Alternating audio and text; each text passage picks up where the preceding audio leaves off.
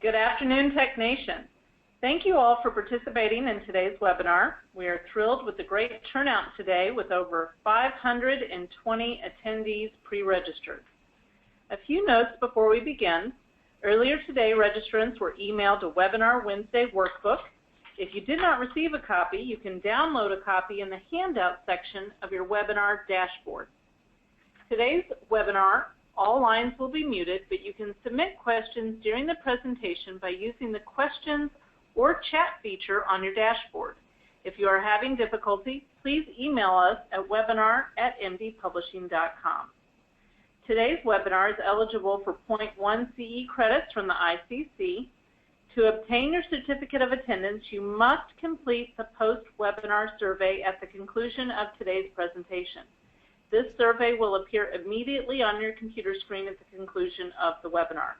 Certificates will be mailed out on or before August 19th. If you do not receive the survey, please email us at webinar@mdpublishing.com. Don't forget that many of the same speakers and presentations from our Webinar Wednesday series are featured at our annual trade shows. Our next trade show is the MD Expo, which will be held October 21st to the 23rd at the Red Rock Resort in Las Vegas. A VIP pass for the hospital employees who are on today's call was provided in today's webinar workbook, Compliments of Conquest Imaging. You can register for the event by visiting mdexposhow.com. TechNation would like to thank our sponsor today, Conquest Imaging. Conquest Imaging is the largest supplier of ultrasound parts, probes, and transducers, as well as repair, training, service, and free 24/7 technical support. Their exclusive Quality Assurance 360 program ensures that you not only get a part that performs to OEM specifications upon installation, but also outlasts the competition. Conquest Imaging, because quality matters. For more information, visit conquestimaging.com. Our presenter today is Matt Tomory. Matt is the Vice President of Sales, Marketing, and Training for Conquest Imaging. Matt obtained his Bachelor of Applied Science and has over 29 years of experience in ultrasound service, training, technical support, research and development, sales, marketing, and clinical applications. Matt, you may begin whenever you're ready. Thank you, Kristen. Good afternoon, TechNation. I wanted to add a little bit to that introduction. As Kristen mentioned, I've been in the ultrasound business for 29 years. The majority of that was as a service engineer. And during that time, one of the things that I noticed was that there were a lot of good service engineers out there, but very few of them knew how to operate the machine, knew how to create an image, knew how to understand images, and knew how to tune images. And so my wife, who is a ARDMS registered sonographer, and I created this class we started with our internal service engineers and some of our internal salespeople, and we've done it for a few audiences. And unfortunately, for you folks, we're unable to do the live scanning portion, which is actually the most fun. We get to actually get gel on a probe and scan ourselves. But I am available to do that for organizations if requested. So you all have my contact information if you would like this presentation in person, and where we do include the live scanning portion, please contact me. So let's get started. So why do I need to know this? Why do I care about applications if I'm just servicing this system? Customer confidence. When you can go into a room and scan with a transducer and try and identify what a customer is talking about regarding image quality, it immediately raises their confidence in you.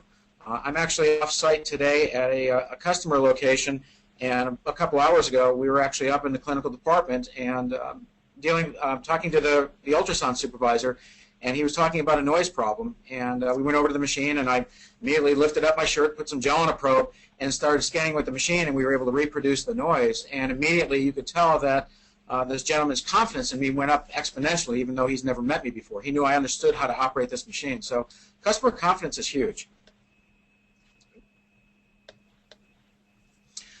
Differentiate between applications, issue, and malfunction.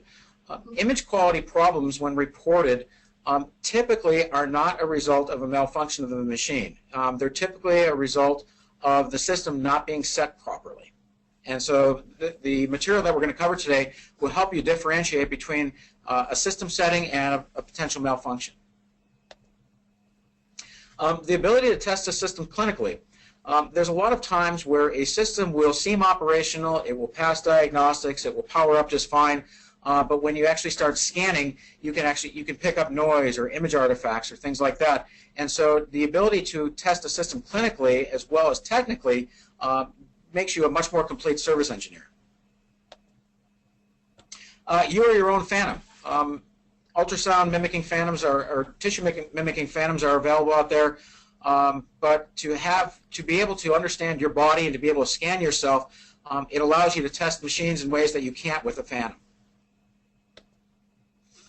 And know the language of the sonographer.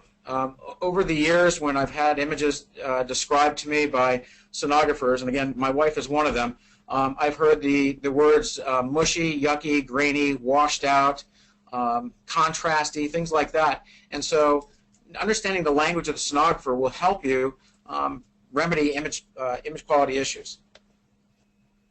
And I asked the question, would you trust a mechanic who cannot operate an automobile? So understanding how to fix these machines is only part of the job.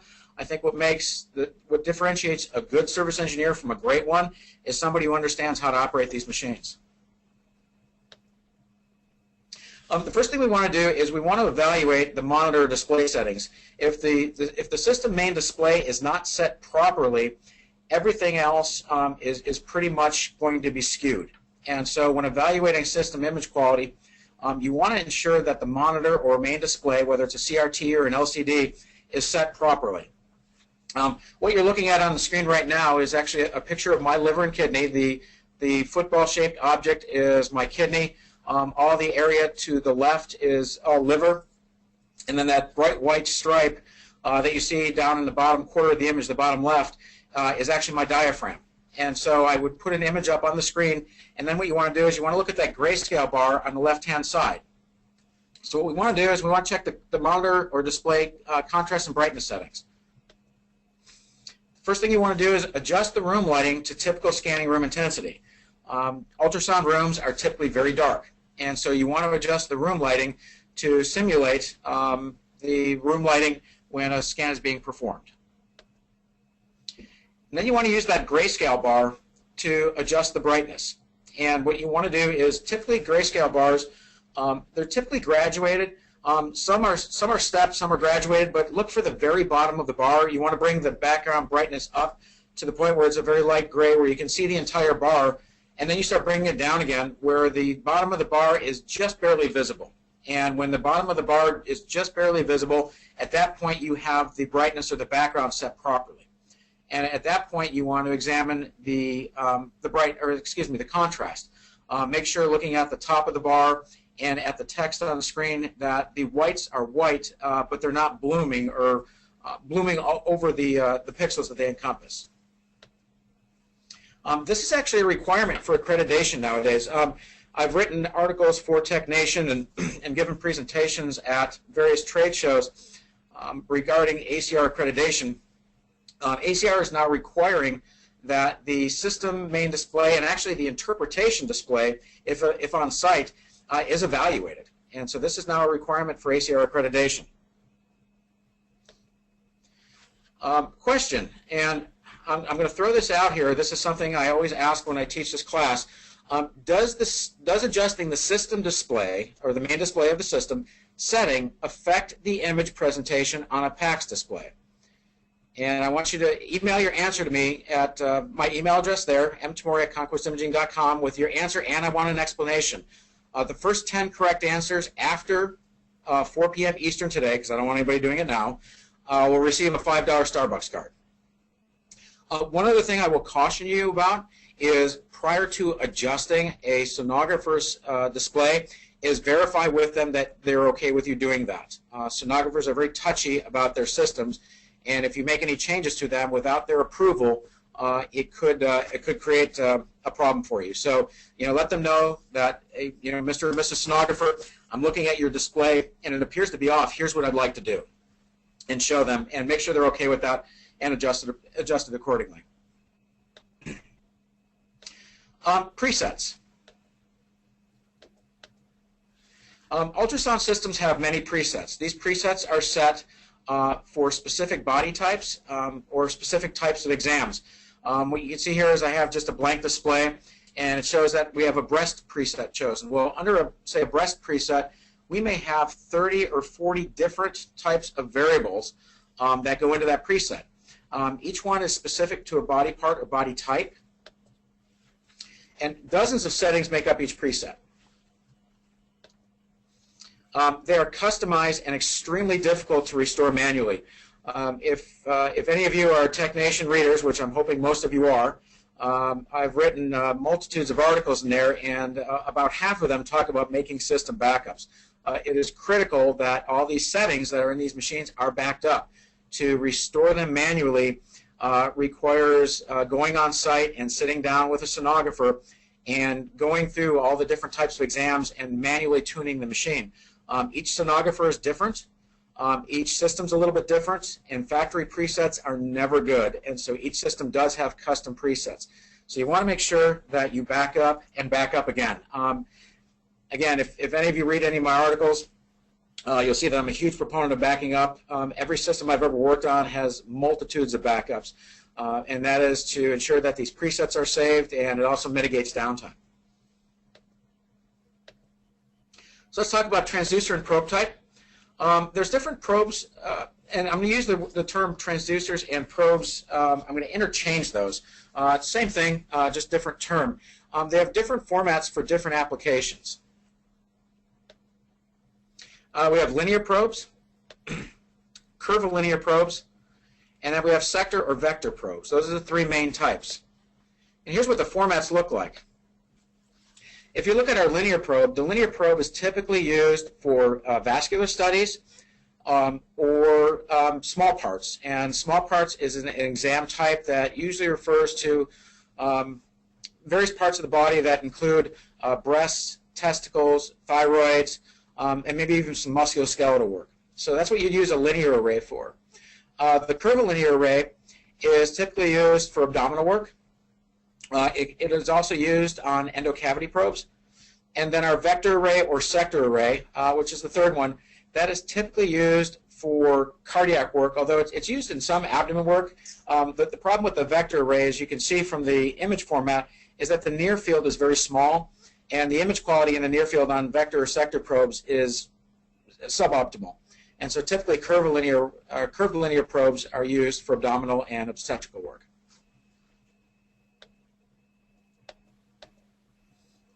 Let's talk about power or acoustical output.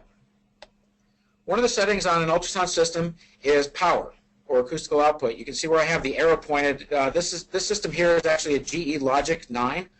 What you're looking at in this image is my gallbladder, and you can see where it says AO and 100%. So I have the system turned up to 100% acoustical output. This is the amount of acoustic energy transmitted, and this is a key word, transmitted into the body. This is how much energy you are putting into the body. Like most imaging modalities, we want to use the ALARA principle, as low as reasonably achievable. For obstetrical work, you typically would not go with 100% output. You would reduce that down. It's typically measured in decibels or percentage of maximum output. Improper settings can reduce penetration. However, when you adjust the acoustical output of a system or power, what happens is the system receivers, the gain on those receivers will increase to compensate. And so with my abdomen, I can actually scan at about 12.5% maximum output and still get a fairly diagnostic image on my body because the receivers over-amplify it and bring that image back up.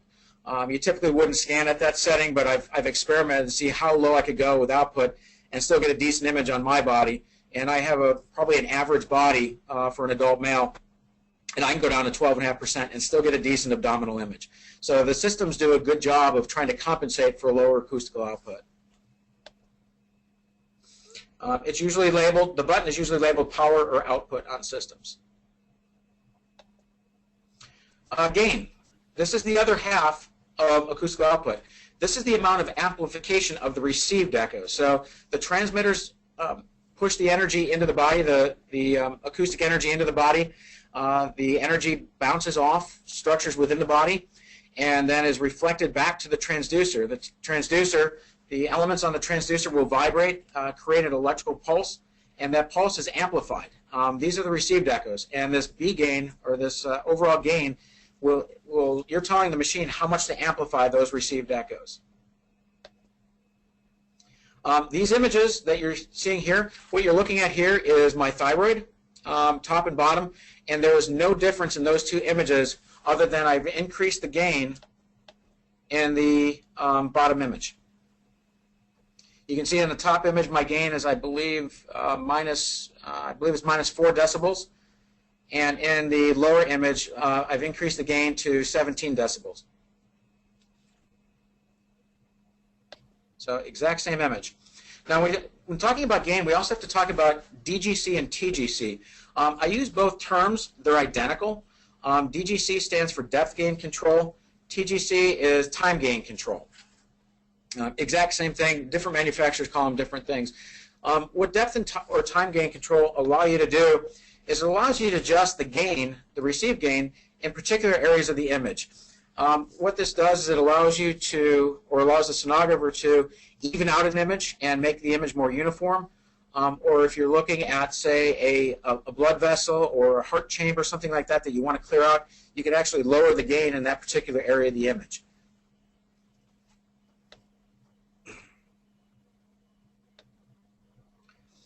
Frequency. This is something that when I started in ultrasound back in '86, back when ultrasound machines were powered by coal, all transducers had one operating frequency. A 3.5 megahertz transducer was a 3.5 megahertz transducer. It transmitted at that frequency, it received at that frequency. Ultrasound has come a long way since then. Today's ultrasound systems have a multitude of frequencies, and this allows you to tune the frequency to the body part that you're looking at and the body type. You can see the little green arrow in this image here pointing at 14 megahertz. So you can see above that my probe type is a 15L8W, and below that it shows that I'm scanning at 14 megahertz. So frequencies do vary depending on the probe.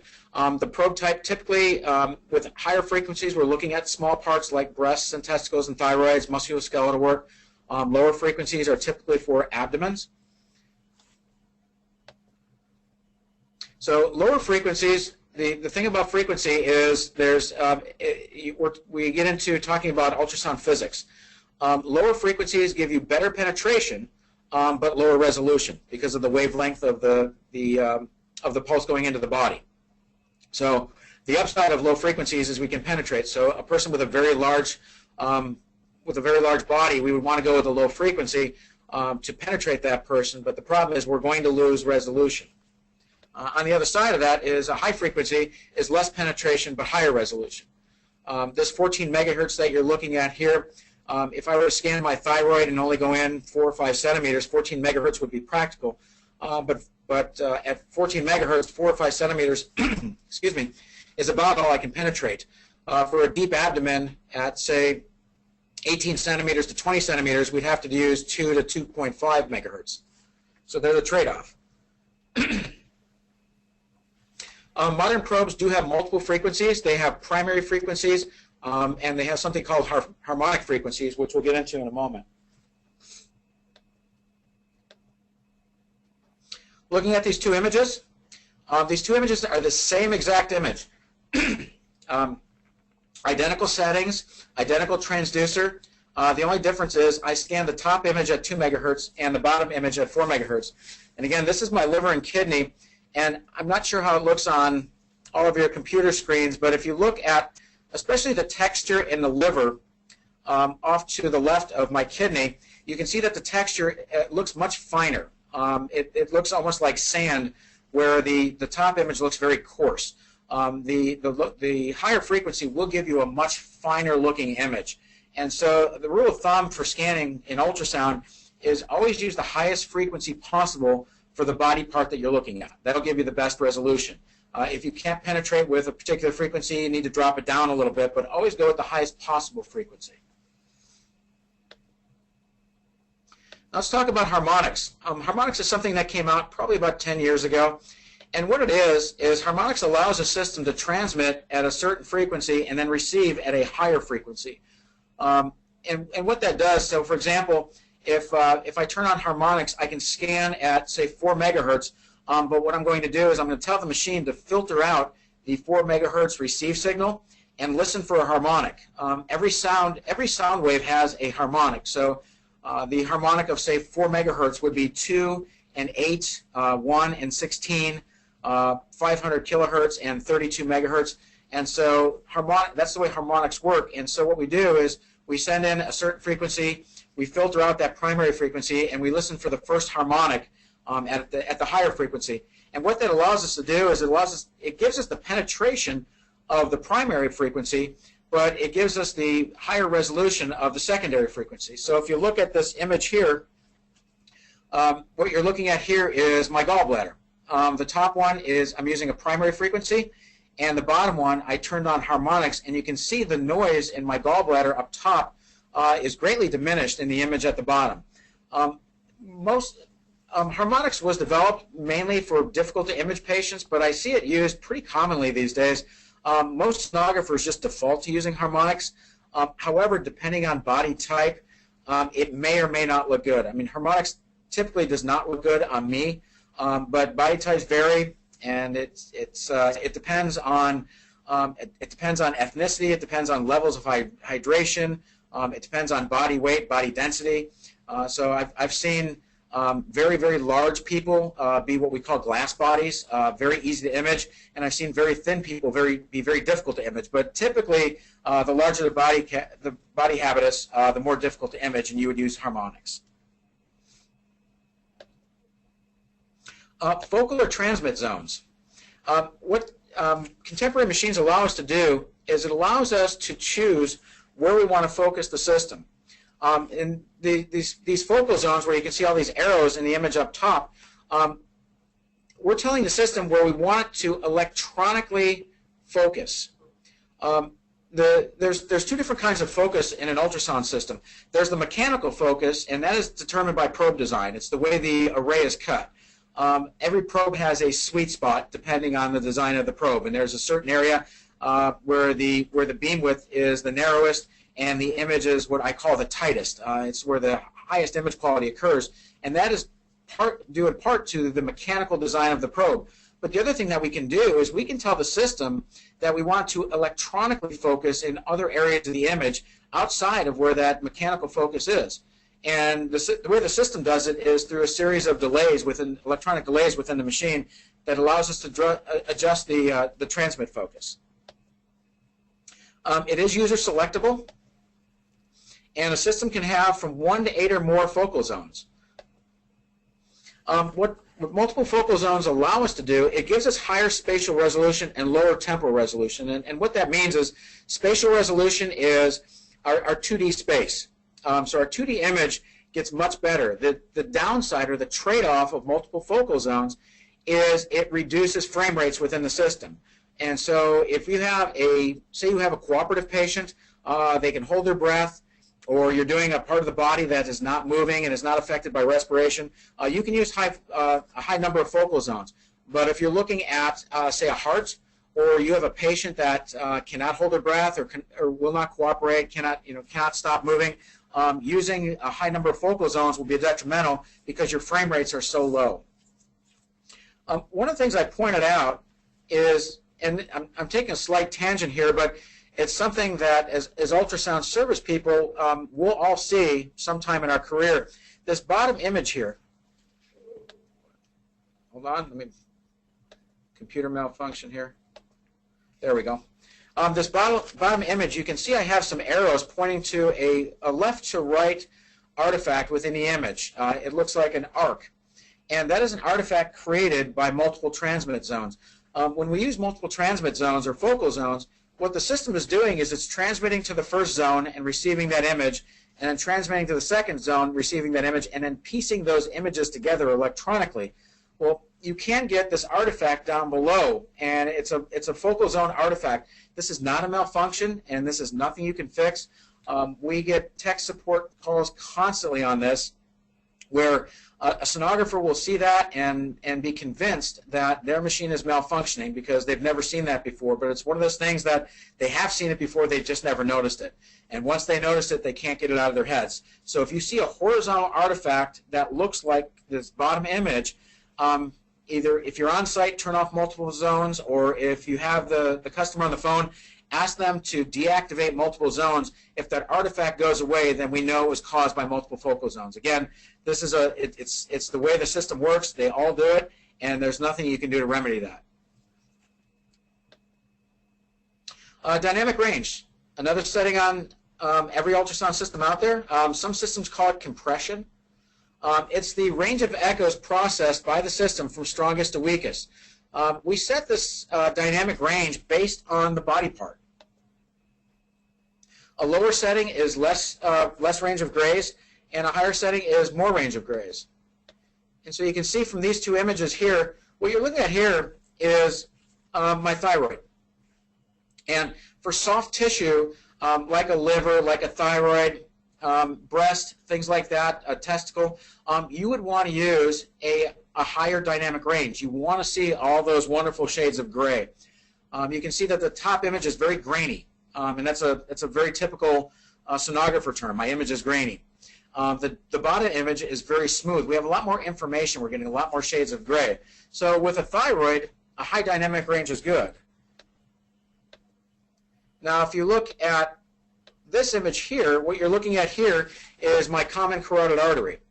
Now you can see in the top image, I'm using a very low dynamic range. In the bottom image, I'm using a very high dynamic range. And you can see that the top image, using a lower dynamic range, will allow you to clear out that vessel much better. It allows you to see the walls of the vessel better, and unfortunately for me, that slight amount of plaque stands out a little bit more. Frame rate. Frame rate is something that the system will vary depending on whether you're using multiple focal zones. A lot of systems will allow you to change the image width in order to increase frame rates. If we're doing, say, an echo study, especially on a child, their heart rates are much higher, and so you need very high frame rates for the system to keep up with the motion of the heart. And so by using the multiple focal zones, we're decreasing frame rate. Some systems will allow us to adjust. There'll be a setting called image width that will allow you to narrow the width of the image in order to bring your frame rate up. So our lower frame rates give us better spatial resolution. And again, spatial resolution is the ability, the definition is the ability to distinguish between 2 points in space. Higher frame rates give us better temporal resolution, which is our ability to detect an object's motion over time.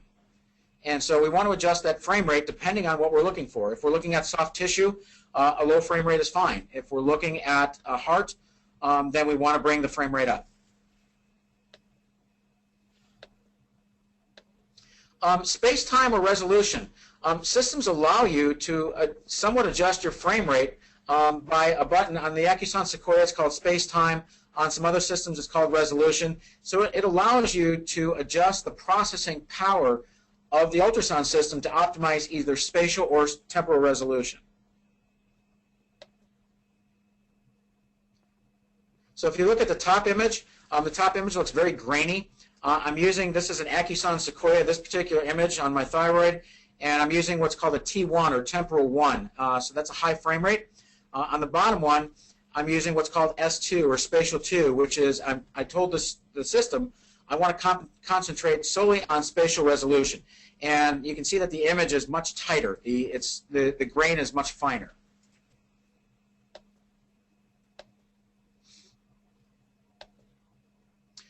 Edge or pre-processing.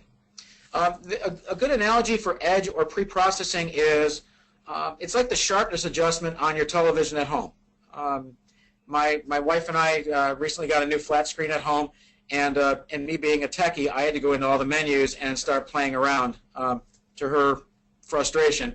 And you know, I had to adjust the red, the green, and the blue, and I went into sharpness. And my wife's comment was, well, you know, we want it as sharp as possible.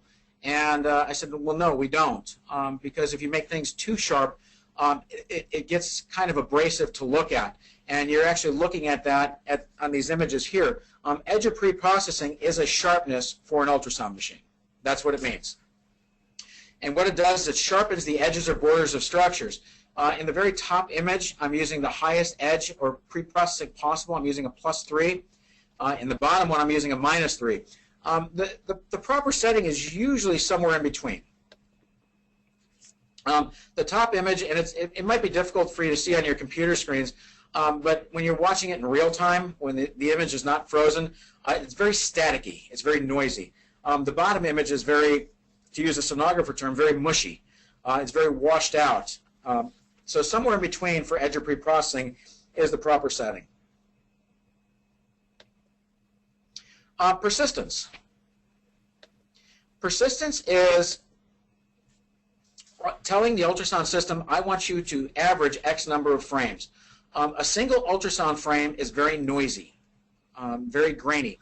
Multiple ultrasound frames can get a little bit washed out, but with no frame averaging at all, the image is very unpleasant to look at.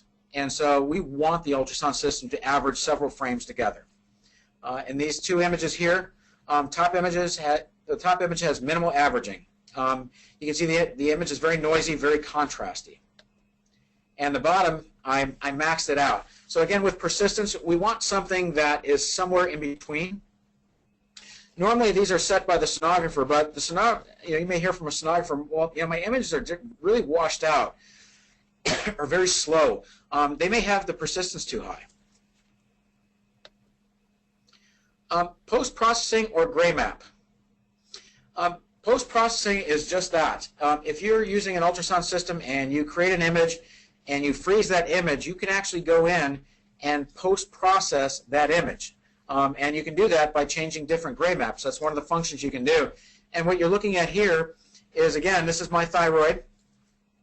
You look at the circular object is actually my carotid. The oval structure above that is my jugular, which is somewhat collapsed here. But off to the right of my carotid, to the right of that circle, is my thyroid. And what I've done in this particular image is all I've done is changed gray maps. So these are the exact same images. There's absolutely no difference. I scanned with the same probe, same settings, froze the image, took the first one with a softer presentation, and then I changed the gray map, and I changed it to a more contrasty presentation. So this is called post-processing or gray map. What the system is doing is you're telling the system, okay, all my intense echoes, I want a really bright white, and all my weak echoes, I want a dark gray or black.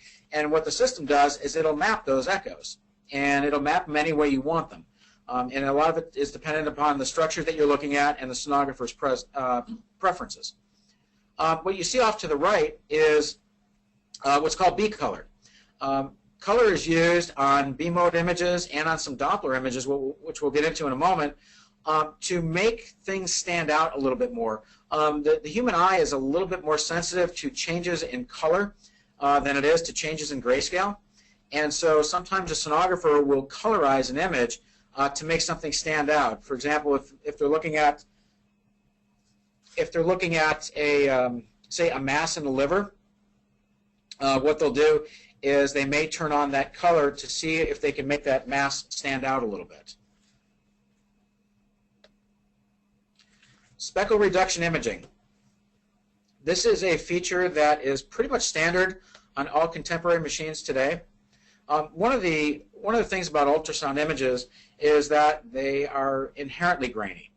And so what the speckle reduction imaging does is it is an algorithm that's within the machine that allows the machine to take away some of the speckles and make images a little bit smoother. All the different manufacturers have it.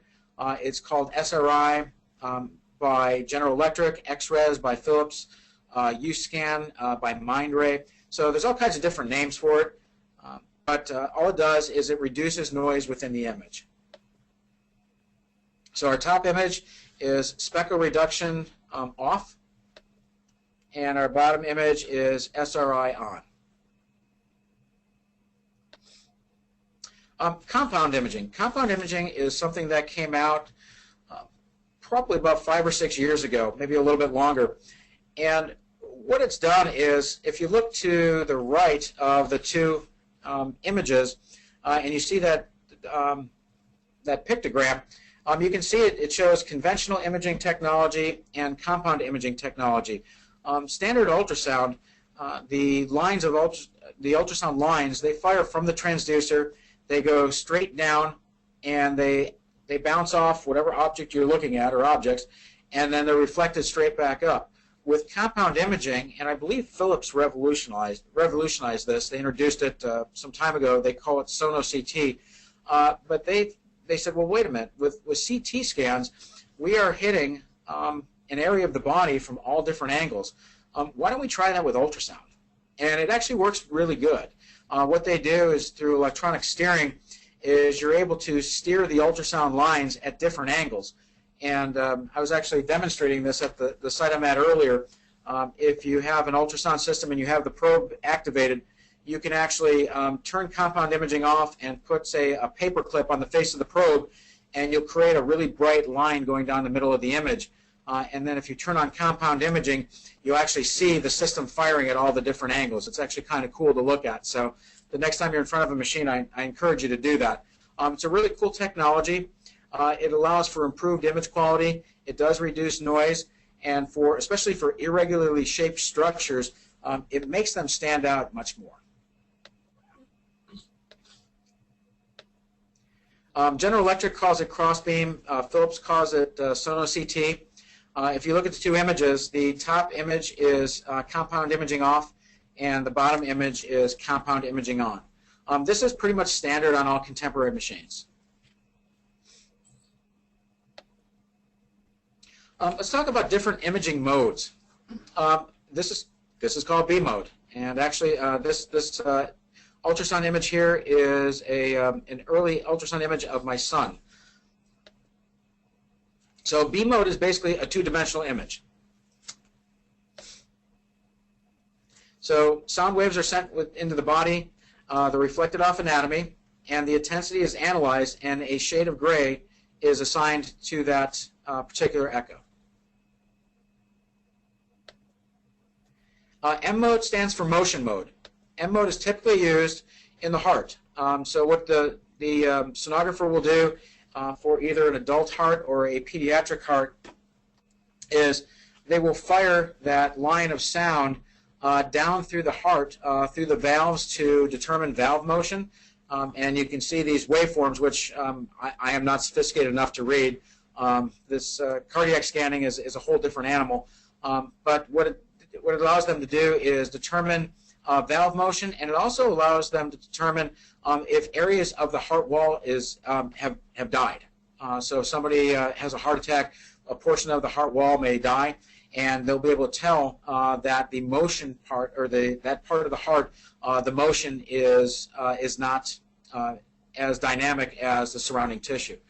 So M mode is motion mode. Now we have Doppler. Doppler is really cool. The way Doppler works is very similar to a police officer with a radar gun. A police officer will sit behind a billboard, and as you're coming down the highway, he or she will hit your car with that radar beam.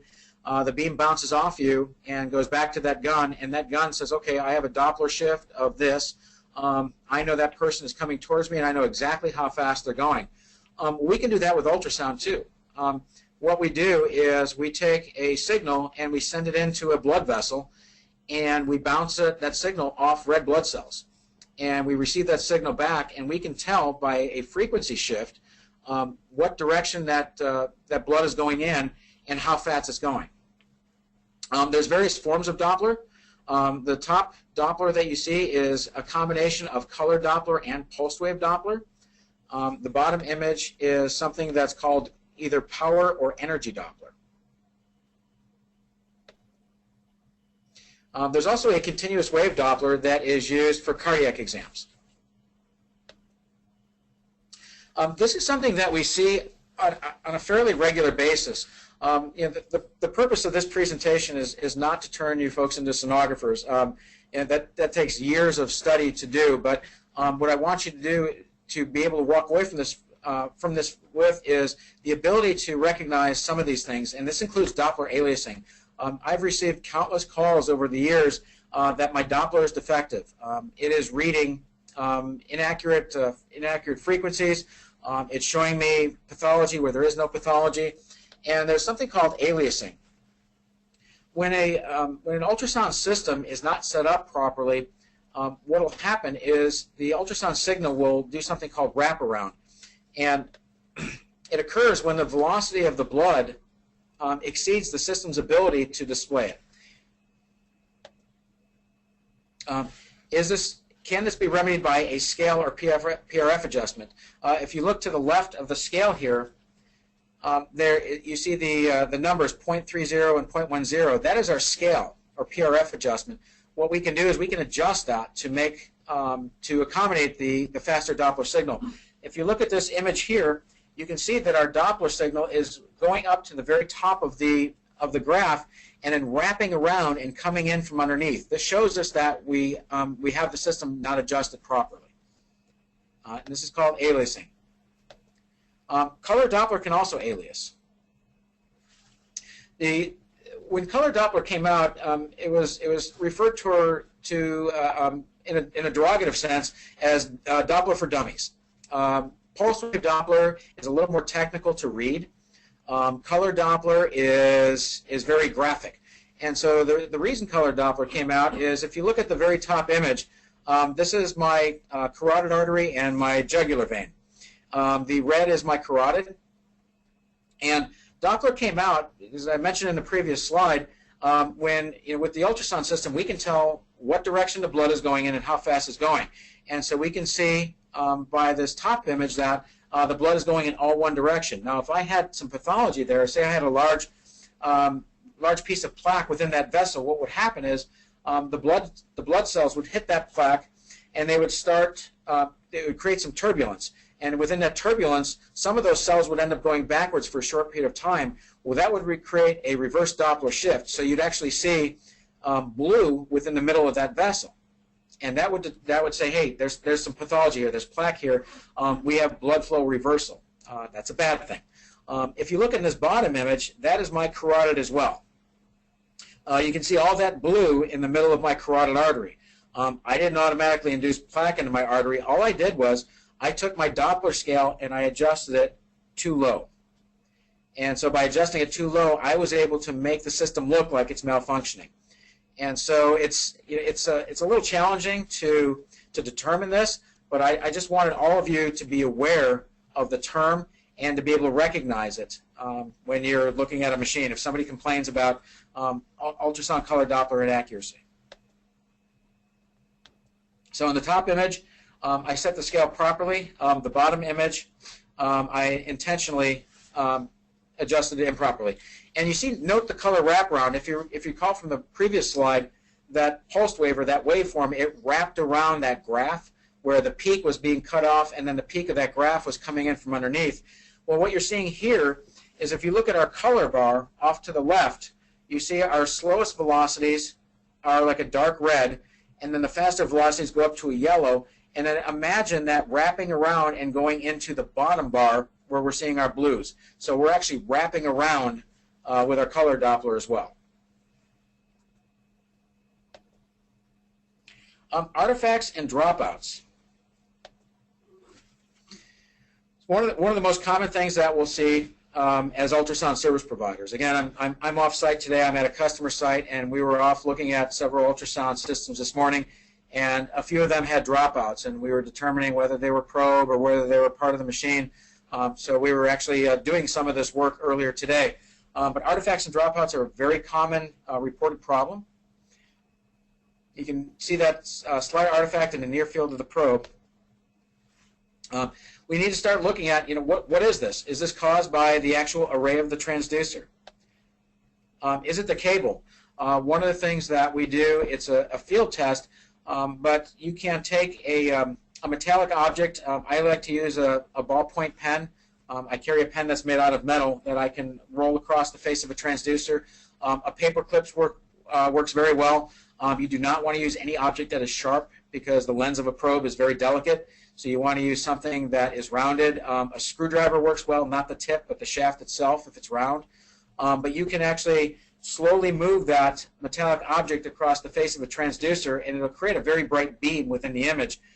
If that beam fluctuates as you're moving it across, that will tell you that you either have a weak element, a dead element, or perhaps a bad cable. One of the ways to tell if you have a bad cable is you can activate the Doppler function, and when the Doppler is on, you can take and hold the transducer by the strain relief up near the scan head and slowly flex the scan head back and forth, kind of rotate it around in a circle in each direction. And if you induce noise within that Doppler signal, you know that you have broken cables within that neck. We also want to look at the probes and the pins on the probe, the connector. One of the things that, as a service provider, I constantly did every time I got in front of a machine is I always examined the pins on a probe. The pins get bent easily. If the probe won't get plugged in, the typical reaction is, well, push it harder, jam it in, it'll go. And what that does is it damages pins. There's multiple problems with that. If pins are damaged, that's a bad thing. We can fix that. We have the ability at Conquest to fix bent pins on transducers. The problem happens if somebody bends pins on a probe and doesn't catch it. What happens is then they plug that probe into a system, and now they've damaged the connector board on the system. So now you have a bad probe and you have a bad connector board. But it gets worse. The sonographer will then unplug that probe from that connector and maybe plug another probe into that connector. So now we've damaged another probe. But then it gets worse from there. If it's in a large hospital, what they may do is they may take one of those probes and move across the hallway and plug one of those probes into another machine, thereby damaging that machine and starting that problem all over again. So we want to make sure, if we do have an artifact or a dropout, that we're examining all the probe pins and the connector board on the system. And then we want to look at front-end boards. So if we've isolated the probe, okay, the array is fine, the cable is fine, we've tried a different probe, we still have this artifact. At that point, we have to start looking at the machine. Is it within the front end of the machine? And what I have here is I have various block diagrams for front ends of the systems, and we're not doing system training today, so I'm not going to spend too much time on this. But you can see from this is the Acoustic Sequoia. Not a lot of Sequoias out there still, but I'm sure there are some at some of your sites. You'll notice that the Acoustic Sequoia has multiple TX, which are transmitter boards, and multiple BFs, which are beamformer boards. If you have an artifact within a machine, you can open up the system and rotate your transmitter boards and then rotate your beamformer boards and see if the artifact moves. If it moves when you rotate the transmitter boards, you know it's one of those TX boards, and same with the beamformer boards. So you can actually use the parts within the machine for troubleshooting. Same with the Philips IE22 and IE33.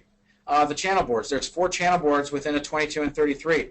If you have an artifact that you've determined is not caused by a transducer, you can actually rotate those channel boards to determine if a channel board is causing that artifact.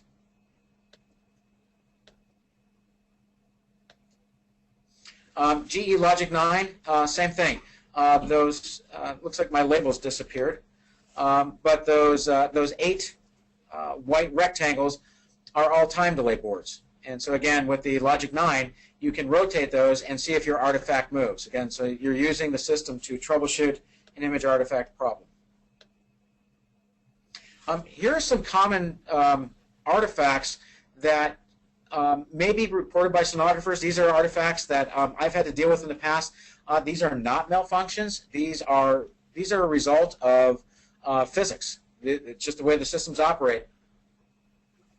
And I just wanted to go through a couple of these, so if you do see them, you recognize them as not a malfunction of the system, but as just the way the system works. And understanding a lot of these things will help you going forward when you are troubleshooting. I've had countless tech support calls over the years where people have tried to troubleshoot problems on systems that are not malfunctions. It's just the way the system operates. This particular one is called the reverberation artifact. And the reverberation artifact, it's echoes between 2 bright reflectors. So if you have 2 bright reflectors within an image that are very close together, the echoes will repeat, and you have that kind of staccato pattern going down through the image. Okay, I see we have a question, and I'm going to bring that up. Okay, Matt, just to chime in here, the question that's come through is, was that an, and I apologize, artrocyte or bituminous coal ultrasound machine? ANTRACITE or BITUMINOUS? Oh, they're, I believe they're referring to anatomy and not specific types of machines. Ah, okay. And I'll be completely honest, I don't know the answer to that. Very well. Fair enough. Continue on. Thank you. Thanks, Kristen. Man, the first question and I get stumped. How embarrassing. We are going to have a Q&A session at the end. Hopefully the next one will be a little bit easier. I have a feeling there's a sonographer out there attending this. And whoever that is, you're banned. So the reverberation artifact, that can be echoes repeated between two bright reflectors. And so you can see that repeated pattern of echoes. And this is normal and not a malfunction. Shadow artifact. You can see this artifact in this image here.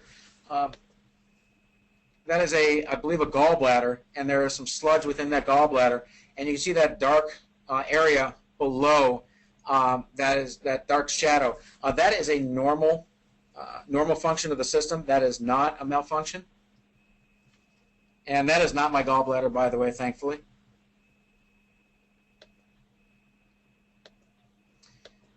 And then artifacts and noise. This is extra. This is very timely. The site that I'm at today is experiencing noise in a couple of departments on a couple of different machines. One is a Philips Epic 7, and the other one is a Philips IU22. Not that I'm bagging on Philips. They all experience them. In fact, the images that you see in front of you now are a GE Logic 9 that was experiencing some noise. Noise problems are by far the most difficult problems to troubleshoot. We're going to, in fact, after the webinar, we're going back up on the floor and we're taking one of the systems for a drive, and we're going to be moving it around the hospital and try and trap this noise problem. But over the years, by far the most difficult problems I've encountered have to do with noise.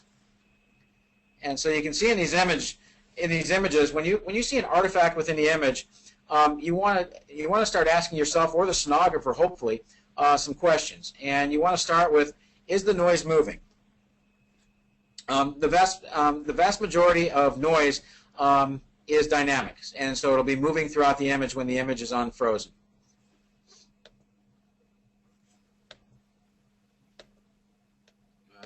Did I lock up? I locked up. Bear with me. We have a computer malfunction.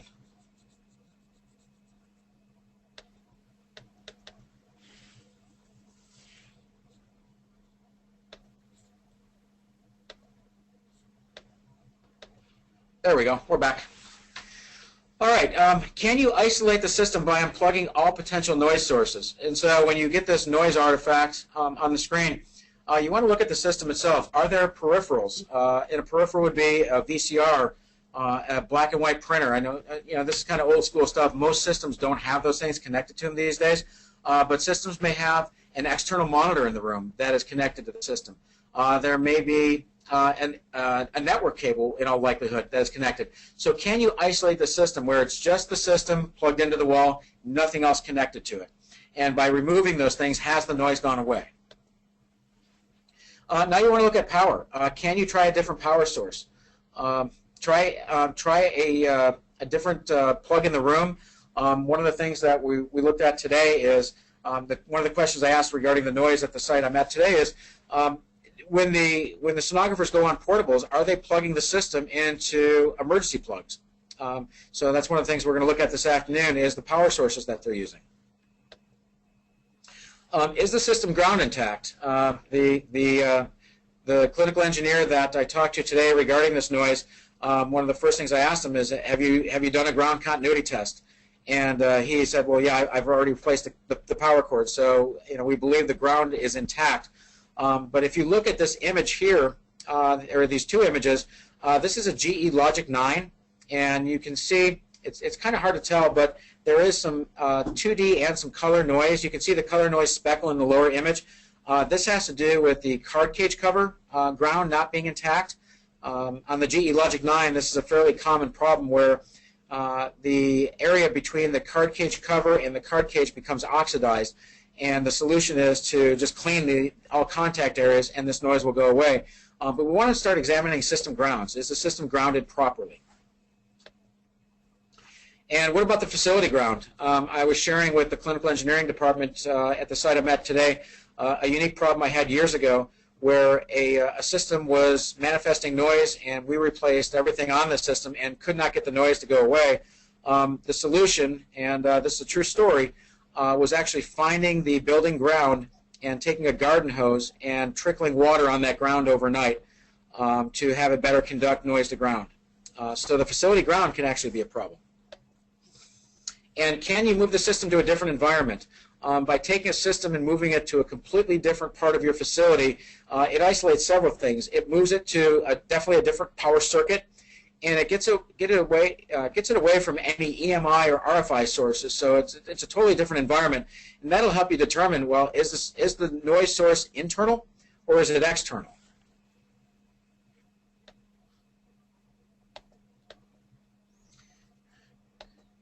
And that is the end of the presentation. And we're going to open it up for questions. Great. Thank you, Matt. We've got a few here. Let's see. The first one, why would emergency power sources be better or worse for portable ultrasound? Well, the emergency power source, it is a different circuit. And so it doesn't necessarily have to be worse. It's different. And by going from an emergency source to another source, we know that we're going to a different circuit. And that's part of that isolation process. Okay. We have another one here. What is the typical savings comparing Conquest over the OEM for service?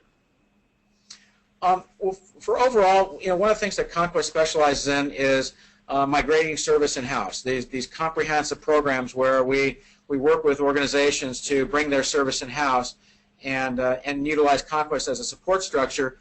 Typical savings are around 40% over the OEM, and that doesn't include some of the soft savings like improved uptime and customer satisfaction. Great. The next question here is, with the systems being computerized, shouldn't they be put up on power systems? I'm sorry. Yeah. With the systems being computerized, shouldn't they be put up on power systems? They're probably talking about either surge suppressors or UPSs. Yes. And the manufacturers actually do a pretty good job of building that circuitry into the systems. I was with I was with a major manufacturer from 1999 to 2002, and one of their initiatives was selling a UPS along with every ultrasound system.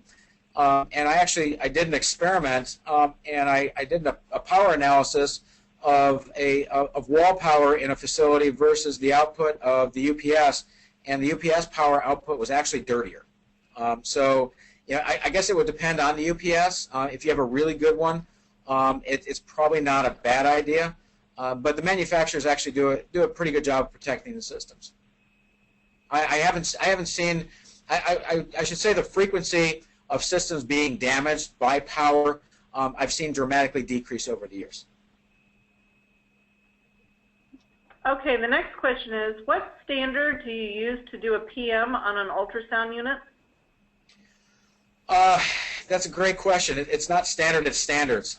There are so many different regulatory and accreditation organizations out there now that it's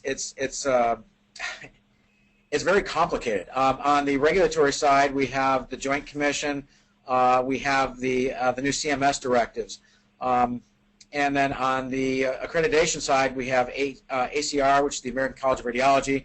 We have AIUM, which is the American Institute of Ultrasound and Medicine. We have IAC, which is the International Accreditation Commission. And so we have all these different organizations to satisfy when we do a preventative maintenance. So what we've done at Conquest is we've developed a comprehensive PM process that satisfies all of them, because we don't know when we're going into a site to perform preventative maintenance. A lot of times the site doesn't even know who's overseeing their accreditation. And so we make sure that we satisfy all regulatory and accreditation organizations. Excellent.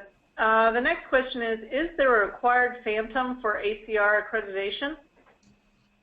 There's not, and that's where ACR gets a little tricky. ACR asks you to do sensitivity measurements with an ultrasound probe. So they say pick a probe, any probe, and they want you to do sensitivity testing. So they want to know how far or how deep that probe is penetrating. Well, unless you're adept at scanning yourself and can truly do that and find the noise floor on your own body, you need a phantom. But yet there's a section in their annual evaluation that says the phantom is optional. So they're making you do a test that probably in all likelihood would require a phantom, but then they tell you a phantom is optional. I highly recommend having a phantom, because you actually have to do measurements during ACR accreditation. You have to measure on the lateral plane and the axial plane 2 different pins to make sure that the system measurements are accurate. And I don't know how you can do that without a phantom. So we recommend the ATS 539. It's manufactured by a company called ATS. Linda Hammond is a friend, and she owns the organization. By far the best phantom out there, in my opinion. They're not sensitive to temperature. They're bulletproof, and they're very cost effective. So anybody who does need a phantom, we distribute the ATS line, or you can go directly to ATS. Great. Okay, another question that's come through. What could be the problem of our newly acquired Sonoscape Ultrasound booting the system hang? It's probably software. Contemporary systems are all, they run layers of software. They're all running Windows. And so it could be the Windows software hanging. It could be the Sonoscape software hanging, because the Sonoscape software is running on top of Windows. So Windows has to fire and fully initialize, and then the Sonoscape software starts firing. So it would depend on where in the boot sequence it's failing. If there's a progress bar, or if there are any error messages, it's hard to determine without additional information. Okay, and one last question I think here before we wrap it up. Will using AVR or UPS improve the resolution or reduce the noise? In my experience, no. I haven't seen a UPS reduce noise at all. The systems today do a very good job of shielding out noise. The probes are shielded and sometimes redundantly shielded. So unless you have some type of powerful RFI or EMI noise source close by, I don't think any of those devices would make the image quality any better. Okay, great. Thank you, Matt. Thank you again to today's sponsor, Conquest Imaging. Please visit their website, conquestimaging.com, to learn more about their products and services. Attendees, remember to obtain your certificate of attendance. You must complete the post-webinar survey at the conclusion of today's presentation. This survey will appear shortly on your computer screen. If you do not receive the survey, email us at webinar@mdpublishing.com. Please visit onetechnation.com/webinars to register for our next webinar Wednesday. Thank you again, and enjoy the rest of your afternoon.